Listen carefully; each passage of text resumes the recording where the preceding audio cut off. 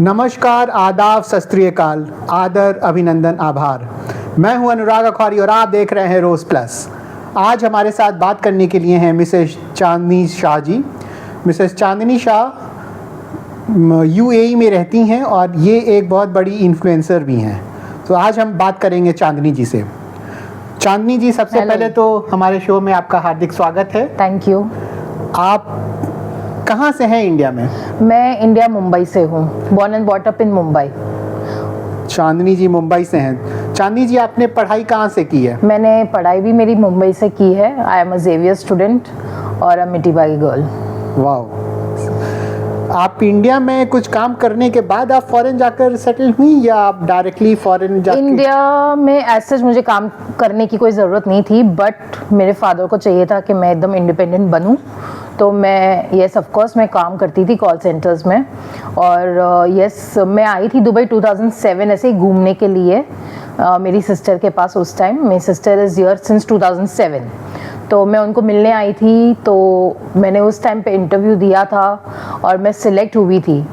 फिर मैं वापस मुंबई चली गई थी। फिर मैंने डिस्कस किया मेरे फादर के साथ कि मुझे ऐसे अपॉर्चुनिटी आई है तो क्या करना चाहिए। तो वो बोल रहा है जितना जल्दी हो सके आप निकलो, जाओ, इंडिविजुअल बनो। तो उस चीज़ को लेके मैं आई हूँ दुबई 2009 में, माइंडसेट लेके कि मुझे इंडिविजुअल बन के रह के कुछ करना है अपने लिए। कितनी अच्छी चीज़ है। ये दुबई आई थी अपनी बहन को मिलने और आज के दिन में दुबई में खुद की एक मुकाम हासिल कर चुकी हैं चांदनी जी। ज़रूर। तो चांदनी जी, चूंकि आप बता रही हैं कि आप अपनी बहन को मिलने आई थी, एज अ टूरिस्ट आप आई होंगी उस समय, और आज के दिन में आप एक इन्फ्लुएंसर के तौर पे दुबई में बिल्कुल अच्छे तरीके से इस्टेब्लिश हो चुकी हैं। तो आप हमें ये बताइए कितनी स्ट्रगल होती है जब आप अपने कंट्री से निकलकर किसी फॉरेन कंट्री में जाकर सेटल होती हैं? स्ट्रगल फॉर मी बहुत ज़्यादा नहीं थी, बट स्ट्रगल थी मेरे लिए, क्योंकि मैं इंडिया से मॉम डैड को छोड़ के मैं इधर आई थी। ऑफ कोर्स मैं आके रह रही थी अपनी बहन के पास ही, बट अपनी बहन जो है वो ऑलरेडी मैरिड थी, तो उनके भी अपने कमिटमेंट्स वगैरह होते हैं, तो वो इतना फोकस भी मेरे पे भी नहीं दे पाती थी। तो उस मोमेंट पे मैं ऑफ कोर्स मेरी फैमिली को बहुत मिस करती थी, क्योंकि हमेशा ऐसे काम से मैं जब आती थी इंडिया में तो खाना वगैरह रेडी रहता था। मम्मा पूछती थी दिन कैसा गया, पापा पूछते थे क्या है क्या नहीं, सब कुछ। तो वो सब चीज़ें जो माइन्यूट चीज़ें होती है जो डेली लाइफ में, वो बहुत मिस किया मैंने जब इनिशियली आई थी। बट स्लो एंड ग्रेजुअली जैसे जैसे मैं यहाँ रहने लगी, चीज़ें समझने लगी, फिर मुझे लगा कि नहीं, हमें कुछ करना चाहिए खुद के लिए, पेरेंट्स के लिए। तो फिर वो थोड़ा जो रिग्रेट्स वगैरह था वो सब मैंने छोड़ा और फिर मैंने कंटिन्यू किया अपनी लाइफ को यहाँ। बहुत ही अच्छी से चांदनी जी ने अपने बारे में ये चीज़ हमें एक्सप्लेनेशन दी है। चांदनी जी, आप एक अनुभवी इन्फ्लुएंसर हैं काफ़ी। हाँ। अगर आपके लिए सही शब्द हो तो अनुभवी इन्फ्लुएंसर ही बिल्कुल सही शब्द है। हाँ। तो जो नए कंटेंट क्रिएटर्स हैं या नए मॉडल्स हैं, आप उनके बारे में आप क्या गाइडेंस उनको देना चाहिएगा? जो नए कंटेंट क्रिएटर्स हैं, मैं उनको हमेशा यही बोलना चाहूँगी, बी क्रिएटिव, बी यू। आपको जो पसंद है जो फील्ड में, आप वही करो।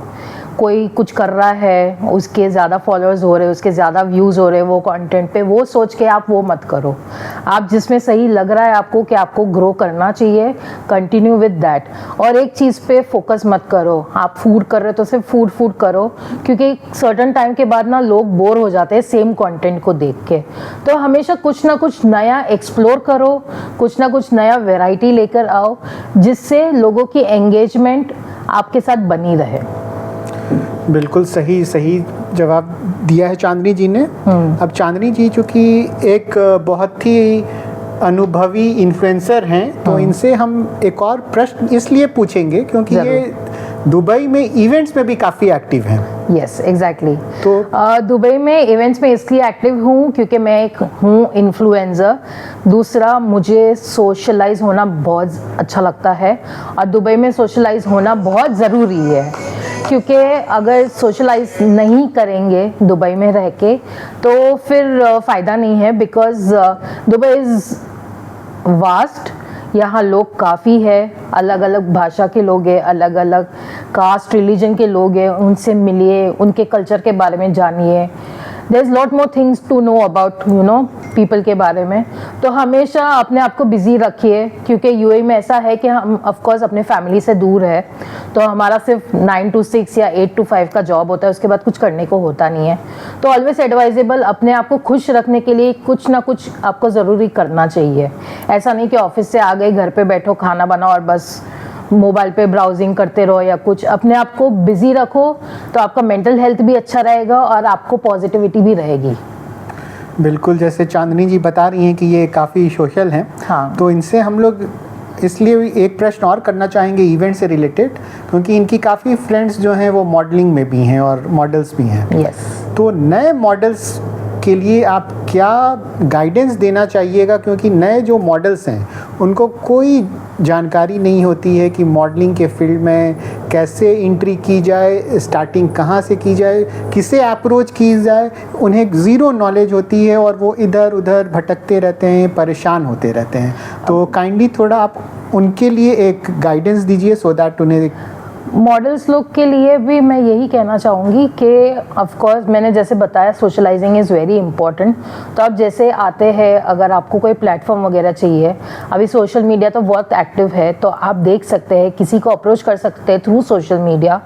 ऑफ कोर्स यहाँ काफ़ी ऐसी कम्युनिटीज़ है, लेडीज़ कम्युनिटी ऑल्सो, इवन वो लड़कियाँ, वो कम्युनिटी की बात हो सकती है, बिकॉज वो कम्युनिटी काफ़ी ऐसे इवेंट्स वगैरह करती है जिसमें रैम्प शो होता है और काफ़ी ऐसी इवेंट्स होती है जहां आपको आपका जो भी है, आप मॉडलिंग कर रहे हो, जो भी है, you can showcase your skills. तो आई वुड ऑलवेज एडवाइस के हो सके उतना सोशलाइज करो और हो सके उतना लोगों से मिलो।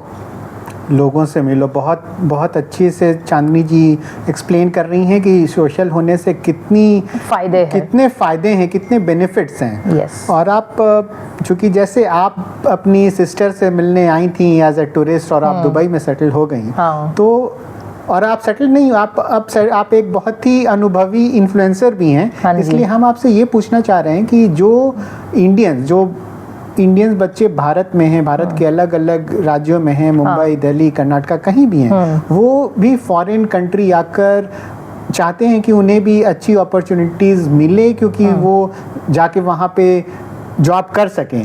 तो एज एन इन्फ्लुएंसर आप लोग कैसे उन लोगों को हेल्प कर सकते हैं? देखो, स्पेशली मेरे लिए, जब अगर कोई इंडिया से कोई आता है, कोई मुझे अप्रोच करता है कि लाइक मैं ये जॉब ढूंढ रहा हूँ, ये फील्ड में, वो फील्ड में, तो जैसे मैंने बताया कि मैं सोशलाइज बहुत ज़्यादा करती हूँ, तो मेरे कॉन्टैक्ट्स भी उतने हैं, तो मैं एज अ हेल्प मैं जो उनका CV, रेज्यूमे वगैरह होता है, मैं सर्कुलेट करती हूँ। व्हाट्सएप ग्रुप हो गया या फिर कोई लिंक्डइन में मेरी कोई HR फ्रेंड्स वगैरह जो भी हो गई, मैं उनको उन लोगों का CV सेंड इट अक्रॉस करती हूँ। और अगर वो फील्ड में अगर उनको वहाँ अपॉर्चुनिटी मिल जाती है तो well and good, I will be more than happier किसी को गाइड करने के लिए। तो जो लोग सुन रहे हैं वो चांदनी जी को अप्रोच कर सकते हैं। जरूर, ऑफ कोर्स, व्हाई नॉट। और मैं जरूर, अगर हेल्प हो सकता है तो मैं डेफिनेटली हेल्प करूंगी। किसी का जॉब बन रहा है, किसी को इंटरनेशनल प्लेटफॉर्म मिल रहा है, तो क्यों नहीं, I would be more than happier to help someone. बिल्कुल, तो जिनको भी जॉब की रिक्वायरमेंट है, ना केवल इंडिया में, अगर या कहीं भी हैं, वो चांदनी जी से कनेक्ट कर सकते हैं। ये एक बहुत ही अनुभवी इन्फ्लुएंसर हैं और ये काफ़ी सोशल हैं यूएई में। तो बिल्कुल चांदनी जी बिल्कुल हेल्प के लिए आगे से बोल रही हैं कि मैं हेल्प करने के लिए रेडी हूँ। ये बहुत बड़ी चीज़ है। और चांदनी जी, आप कैसे मैनेज करती हैं ये सारी चीज़ें? आप इन्फ्लुएंसर भी हैं, सोशल भी हैं, इवेंट्स में भी इतनी एक्टिव रहती हैं, आपके फ्रेंड्स जो हैं इंटरप्रेन्योर भी हैं, आपके फ्रेंड मॉडलिंग में भी आपके दोस्त हैं, हाउसवाइफ भी हैं, इवेंट ऑर्गेनाइजर्स भी आपके दोस्त हैं। तो मतलब ये थोड़ी चीज़ ना एक्सप्लेन कीजिए आप।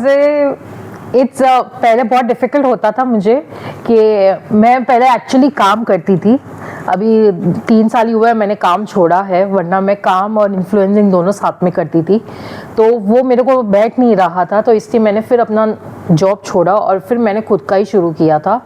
तो अभी मुझे थोड़ा बहुत कुछ टाइम मिल रहा है सोशलाइज करने के लिए, ये वो, बट हाँ अगेन ये सब जो चीज़ें हम कर रहे हैं वो पूरा टाइम मैनेजमेंट होता है। मेरे पास एक पूरी डायरी मेंटेन्ड होती है कि मुझे कौन से दिन कितने बजे कौन सी इवेंट है, किधर जाना है, कौन सी ज़रूरी इवेंट है मुझे अटेंड करनी है और कौन सी है जो मैं नहीं अटेंड करूँगी तो चलेगा। वो पूरी चीज़ें मेरी diary monthly wise, date wise वो पूरी मेंटेन्ड होती है, क्योंकि मुझे इवेंट्स वेरी प्रायर पता रहती है कि कौन से दिन पे कौन सी इवेंट होने वाली है।